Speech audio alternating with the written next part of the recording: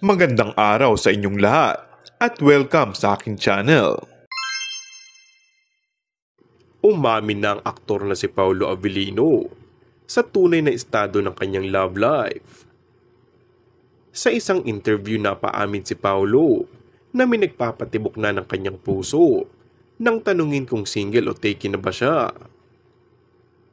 Ayon din sa aktor, sa isang relasyon, kailangang intindihin ng kapareha kung ano ang pinanggagalingan nito.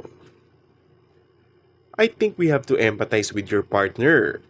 And for sure, marami kasing problema along the way. Kailangan mong lumaban. Kailangan mong intindihin kung saan nanggagaling yung partner mo, ayon kay Paulo.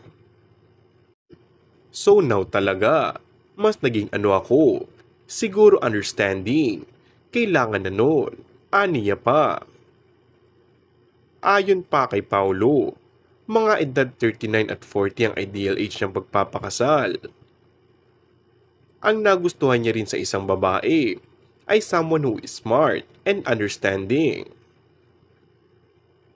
Say ng ilan, parang si Kim Chiu na nga ang pinasasaringan ni Paulo na gustong pakasalan. Masaya naman ang mga fan nila Kim Chiu dahil napag-usapan din na nga ang Kim Pao topic. Pero ano ang pakiramdam niya na ang lakas ng tandem nila ni Kim o Kim Pao? I'm very appreciative for them to keep on posting, keep on tweeting. That takes time and effort. And I appreciate time and effort. Chika niya. Pero sa mga fan, sapat na yung para kiligin sila. In-assume nga agad na sila syempre ni Kim ang tinutukoy ni Paulo. Wow, Paulo is giving hint already that he's not single. As a Kim Pao fan, so proud of him for being honest. Hindi na kailangan maghintay ng confirmation. Hintay na lang tayo na ikasal sila ni Kim.